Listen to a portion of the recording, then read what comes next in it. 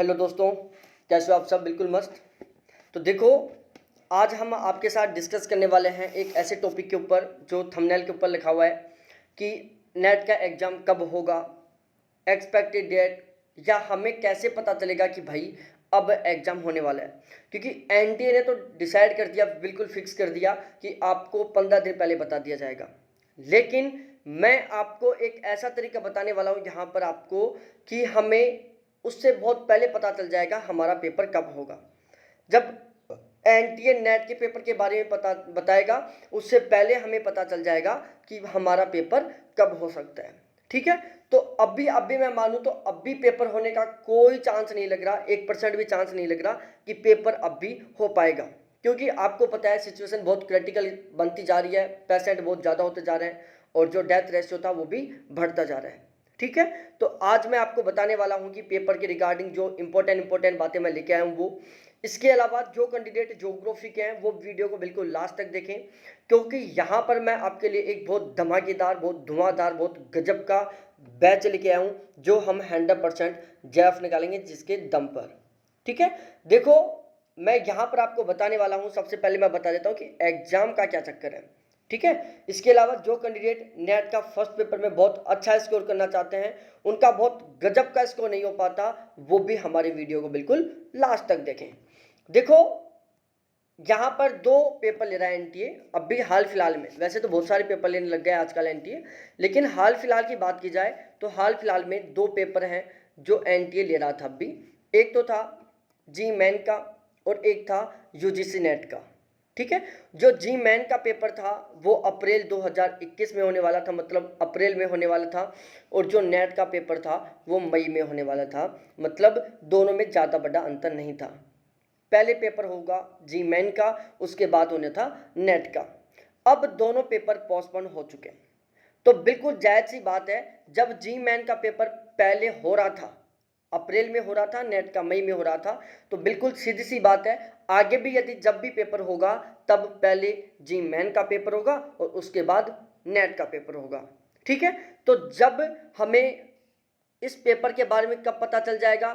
जिस दिन पेपर होगा उससे कम से कम 15 दिन पहले। ठीक है, और इस पेपर के 15 दिन बाद होगा हमारा नेट का पेपर। क्यों? क्योंकि दोनों पेपर ऑनलाइन होंगे, दोनों के दोनों पेपर एनटीए करवाएगा।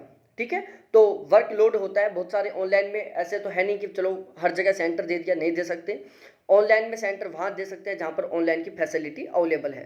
ठीक है, तो यहाँ पर हमें बिल्कुल जायज़ सा पता चल रहा है कि सबसे पहले इस पेपर के बारे में पता चलेगा जब ये पेपर हो जाएगा। जब इस पेपर का नोटिफिकेशन आ जाएगा तो उसके फिक्स 1 महीने बाद हमारा पेपर हो जाएगा। ये अपने दिमाग में सेट कर लेना।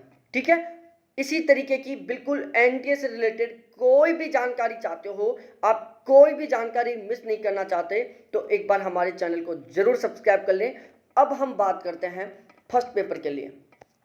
देखो हमारे दिमाग में एक ही क्वेश्चन बना रहता है कि सर फर्स्ट पेपर को किस तरीके से पढ़े कि हमारा जेआरएफ हो जाए, हमारा नेट हो जाए। हमारे साथ प्रॉब्लम क्या होती है कि हमारे सब्जेक्ट में तो बहुत अच्छा स्कोर हो जाता है, सब्जेक्ट में हमारे बहुत अच्छे मार्क्स आते हैं, लेकिन फर्स्ट पेपर में कम नंबर आने की वजह से ना तो हमारा नेट निकल पाता और ना ही हमारा जेआरएफ हो पाता। ठीक है, ये हमारे साथ प्रॉब्लम होती है। दूसरी हमारे साथ प्रॉब्लम क्या होती है कि सर हम फर्स्ट पेपर को पढ़ते भी बहुत हैं, लेकिन पेपर में हम ज़्यादा क्वेश्चन नहीं कर पाते। क्यों? क्योंकि वहाँ पर क्या होता है, हम पढ़कर कुछ और जाते हैं और जब हम पेपर देने के लिए बैठते हैं तब हमें लगता है कि भाई हमारे पढ़े हुए में से तो शायद ही कोई क्वेश्चन आया हो। क्यों? क्योंकि पेपर के अकॉर्डिंग नहीं पढ़ते हम। अरे भाई, टॉपिक का नाम 2010 से भी वही था, आज भी वही है। टीचिंग एप्टीट्यूड में शिक्षण क्या है, शिक्षण का अर्थ, शिक्षण की परिभाषा, शिक्षण का विषय क्षेत्र, शिक्षण का सिद्धांत, जो भी शिक्षण के मॉडल हैं, ये टॉपिक का नाम स्टार्ट से अब तक बिल्कुल सेम है, उनके अंदर कंटेंट भी सेम है, लेकिन पेपर का जो लेवल है वो बदल चुका है। पेपर का लेवल है जो दिन रात बदलता जा रहा है, और बुकों से हम क्या होते हैं, हम बुकों को पढ़ते हैं जो पुराने पेपर लेवल के अकॉर्डिंग लिखी हुई थी। ठीक है, हम जो पढ़ते हैं वो वही पढ़ते हैं जो पुराने पेपर के अकॉर्डिंग था। इसलिए हमारे साथ ये प्रॉब्लम होती है कि सर हम पढ़ के बहुत जाते हैं, जब हम पढ़ के जाते हैं तब हमें लगता है कि अब की बार फर्स्ट पेपर में बहुत अच्छा स्कोर होगा, लेकिन जैसे ही पेपर देखते हैं तुरंत दिमाग खराब हो जाता है। क्यों? क्योंकि वहां पर तो बिल्कुल ही अलग रहता है सब कुछ। पेपर में ऐसे ऐसे डिफिकल्ट कीवर्ड का यूज किया जाता है जिसका हमें मतलब भी पता नहीं होता, जिसका हमें अर्थ ही पता नहीं होता। यह होती है हमारे साथ प्रॉब्लम। अब यदि आपको इन सभी प्रॉब्लम का सॉल्यूशन मिल जाए, जैसे जिस तरीके से पेपर पैटर्न बदलता जा रहा है, जिस तरीके से पेपर लेवल बदलता जा रहा है, आपको यदि उसी तरीके से उसी वे में पढ़ाया जाए। दूसरी बात, जो कीवर्ड की समस्या होती है उससे आपको छुटकारा दिला दिया जाए। अब आप बोलोगे कि सर वो छुटकारा कैसे दिलाओगे? अरे भाई साहब, जो कीवर्ड यूज हो रहे हैं उन सभी कीवर्डों का आपको अर्थ बताया जाए और उस अर्थ को सेंटेंस में यूज करके बताया जाए। जो एग्जाम्पल्स हैं उनको आपकी जनरल लाइफ से रिलेट किया जाए। ठीक है? क्योंकि यहां पर teaching aptitude, research aptitude, communication, यहां से अंडरस्टैंडिंग लेवल के क्वेश्चन आते हैं और आपकी अंडरस्टैंडिंग इस तरीके से बनाई जाए कि आपको कभी कंफ्यूज ना हो, आप कभी डाउट में ना जाए। ठीक है?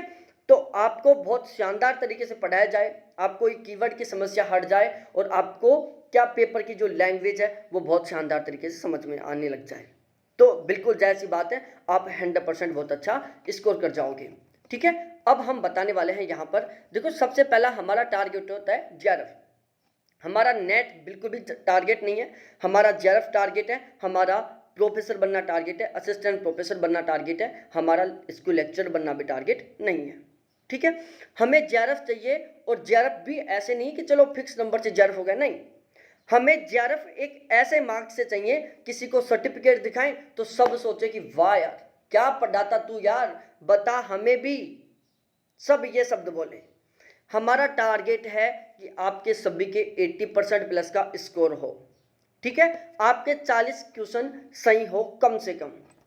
अब भाई साहब एक छोटी सी बात बता देता हूं बीच में मैं, देखो मेरा एप्लीकेशन आ रहा है यूनिक टेस्ट सीरीज नाम से। यहाँ पर मैं नेट के फर्स्ट पेपर के 15 मॉडल पेपर लेके आ रहा हूँ, बिल्कुल अकॉर्डिंग टू पेपर। 2020 में जैसा पेपर हुआ था, पेपर का जो लेवल था बिल्कुल उसी से रिलेट करता हुआ, जैसा 2020 में लेवल था बिल्कुल उसी तरीके का लेवल। जिस टाइप से क्वेश्चन पूछे गए थे, जो क्वेश्चन नहीं, जिस टाइप से क्वेश्चन पूछे गए थे बिल्कुल उसी के अकॉर्डिंग। ठीक है? तो हमारा एप्लीकेशन 15 जून तक बिल्कुल प्रॉपर वे में आ जाएगा। अब यहां पर देखो देखो टोटल 10 यूनिट है, 10 की 10 यूनिट आपको according to syllabus, according to paper level, full detail से, फुल डेस्क्रिप्टिव टाइप से पढ़ाई जाएंगी। यहां पर जो भी कीवर्ड आएगा, चाहे बिल्कुल छोटा से छोटा हो और चाहे बिल्कुल डिफिकल्ट से डिफिकल्ट हो, हर कीवर्ड का बिल्कुल अर्थ बताया जाएगा और उसको सेंटेंस में यूज करके बताया जाएगा। उसके जो एग्जाम्पल्स हैं वो आपके रियल लाइफ से जोड़े जाएंगे। इस तरीके से एग्जाम्पल बताऊंगा कि वो आपकी खुद की रियल लाइफ से रिलेट करते हो, जिससे आपको भूलने की समस्या हट जाए। अब मैं जो पढ़ाऊंगा, देखो यदि आप मेरा बैच लेते हो तो आपको अरियंत पब्लिकेशन की, केवीएस मदान का, ऑक्सफोर्ड का, दृष्टि आईएएस वाले का और ट्रूमैन पब्लिकेशन का, इन बुकों को खरीदने की 1% भी जरूरत नहीं है। आप या तो मेरा बैच ज्वाइन कर लो या आप ये 5 बुक पढ़ लो, बिल्कुल बराबर है। ठीक है? इसके अलावा मैं यहाँ पर आपको हर यूनिट वाइज ऑब्जेक्टिव क्वेश्चन भी दूंगा, चाहे वो कंप्यूटर हो, चाहे वो रिसर्च एप्टीट्यूड हो, चाहे वो लॉजिकल रीजनिंग हो, चाहे वो भारतीय दर्शन शास्त्र हो। आजकल यहाँ से बहुत सारे क्वेश्चन बनने लग गए। 2020 के पेपर की बात की जाए तो वहां पर भारतीय दर्शन शास्त्र से हर शिफ्ट में 3-3, 4-4 क्वेश्चन आ रहे थे। उपमान क्या है, अनुपलब्धि प्रमाण क्या है, शब्द क्या है, बिल्कुल यहां से क्वेश्चन बनते हैं। तो आपको ये सारी चीजें पढ़ाई जाएंगी। ठीक है? हर यूनिट के ऑब्जेक्टिव क्वेश्चन दिए जाएंगे, वो भी फुल डिटेल के साथ। इसके अलावा मैं बता दूं भाई साहब, देखो पेपर में 2 टॉपिक ऐसे हैं वहां से भी क्वेश्चन बनते हैं। एक तो होता है कौन सा, सैंपलिंग का क्वेश्चन, जिसमें यादृच्छिक प्रतिचयन होता है, गैर यादृच्छिक प्रतिचयन होता है। इसको अलग अलग भागों में डिवाइड किया गया है। एक इस टाइप का भी क्वेश्चन आता है, जैसे 213 दे दिया, आंसर आएगा 1 0 1 1 1 2 1 1 1 1 8 1 1 0 0 1 1, ये इस टाइप से वहाँ पर आंसर निकल के आते हैं। ठीक है, तो इस टाइप के क्वेश्चन भी पढ़ाए जाएंगे। कोरिलेशन कोफिशिएंट, सहसंबंध गुणांक से क्वेश्चन आता है, टी स्क्वायर से क्वेश्चन आता है, काई स्क्वायर टेस्ट से क्वेश्चन आता है। ये सारा सब कुछ आपको फुल डिटेल से पढ़ाया जाएगा। अब बात की जाए ओल्ड पेपर की, तो भाई लोगों आप मेरा बैच लेते हो तो आपको ओल्ड पेपर के लिए ना तो प्रभाती की बुक खरीदने की जरूरत है और ना युद्ध कंपटीशन की। क्यों? क्योंकि यहाँ पर मैं आपको 2017, 2018, 2019 और 2020 ये सारे के सारे पेपर सोल्व करवाऊंगा बिल्कुल फुल डिटेल के साथ। हर एक ऑप्शन का बिल्कुल फुल डिटेल से मतलब बताऊंगा, हर एक ऑप्शन को अच्छे से समझाऊंगा। यहाँ पर जो भी कीवर्ड यूज हुए हैं हर एक कीवर्ड का बहुत शानदार तरीके से अर्थ बताऊंगा। ठीक है, अब बात आती है reasoning, logical reasoning, DI math. हमारे क्या होता है कि सर हम केवीएस मैदान, अरिहंत, ऑक्सफोर्ड इन सभी बुकों से रीजनिंग सोल्व कर लिए, लॉजिकल रीजनिंग सोल्व कर लिए, डीआई सोल्व कर लिए, मैथ सोल्व कर लिए, लेकिन यहाँ तो क्वेश्चन अलग टाइप के हैं, पेपर में क्वेश्चन कुछ अलग टाइप के आते हैं, हमारे वहाँ पर क्वेश्चन जल्दी सोल्व नहीं हो पाते। ध्यान रखना, जो लोग जेआरएफ निकालते हैं उनके ये टॉपिक बहुत स्ट्रॉन्ग होते हैं, क्योंकि ये ऐसे टॉपिक हैं जो हमारा टाइम भी बचाते हैं और जो हमारा रिजल्ट भी बनाते हैं। यहाँ पर लोग पूरा 100% रिजल्ट लेके चलते हैं कि भाई साहब इन 3 टॉपिकों से में से तो हम 30 में से 30 नंबर 100% लेके आएंगे। तो यदि आप भी बिल्कुल ऐसा ही चाहते हैं कि हमारा यहाँ से बहुत अच्छा स्कोर हो, टाइम भी कम लगे, तो आप बिल्कुल श्योर है हमारा बैच जरूर ज्वाइन करें। ठीक है, हम यहाँ पर आपको जो मैथ है, डीआई है, रीजनिंग है, लॉजिकल रीजनिंग है, चाहे आपका कितना भी कमजोर क्यों ना हो, बहुत स्ट्रॉन्ग करवा देंगे। क्यों? क्योंकि मैं यहाँ पर हर सवाल 3 तरीके से बताऊंगा, एक मैथमेटिकल तरीका, एक किससे बिल्कुल सिस्टमेटिक ढंग से, बिल्कुल मेथड से, ट्रिक के साथ, एक मैथमेटिकल तरीका, एक ट्रिक के साथ और एक अपने देसी दिमाग के साथ, जो अपना खुद का एक तरीका होता है। पेपर में से 3 में से एक तरीका तो 100% याद आएगा और हम क्वेश्चन को 100% सोल्व करेंगे। ठीक है, अब भाई साहब आप बोलोगे कि सर इन बुकों से क्वेश्चन क्यों नहीं आते? अरे भाई साहब आजकल नेट के पेपर में जो मैथ है, डीआई है, रीजनिंग, लॉजिकल रीजनिंग, ये एसएससी सीजीएल के लेवल के आने लग गई। तो मैं आपको जो क्वेश्चन सोल्व करवाऊंगा वो बिल्कुल 0 लेवल से लेकर बिल्कुल टॉप लेवल तक करवाऊंगा, बिल्कुल नेट के लेवल तक करवाऊंगा, मतलब सीजीएल के लेवल तक करवाऊंगा। ठीक है, इसके अलावा करंट अफेयर, अरे भाई साहब जो भी करंट अफेयर बनता है, हाई एजुकेशन में करंट अफेयर बनता है, इन्वायरमेंट में करंट अफेयर बनता है। जैसे 2020 के पेपर की बात की जाए तो 2020 के पेपर में इन्वायरमेंट में कार्बन डाइऑक्साइड से हर शिफ्ट में 2 क्वेश्चन आए थे। कोई ही शिफ्ट होगी जिसमें 1 क्वेश्चन आया हो, बाकी हर शिफ्ट में 2 क्वेश्चन आए थे कार्बन डाइऑक्साइड के उत्सर्जन से संबंध, और वो सारा करंट से रिलेटेड था। ठीक है, तो करंट 2 टॉपिकों से बनता है, या तो हायर एजुकेशन से या इन्वायरमेंट से। तो जो करंट हमारे लायक है वो मैं सारा करंट कंप्लीट करवाऊंगा, उसके लिए भी आपको कहीं कुछ भटकने की जरूरत नहीं पड़ेगी। अब हम बात करते हैं सीधे चार्ज के ऊपर कि चार्ज कितना लगेगा। भाई लोगों चार्ज बिल्कुल नाम मात्र है। पहले चार्ज 500 रुपये था, फिर मैंने 2 दिन के लिए, अगले 2 दिन के लिए चार्ज कर लिया ओनली 350 रुपये। मतलब आपकी एक बुक से भी कम कीमत चार्ज है।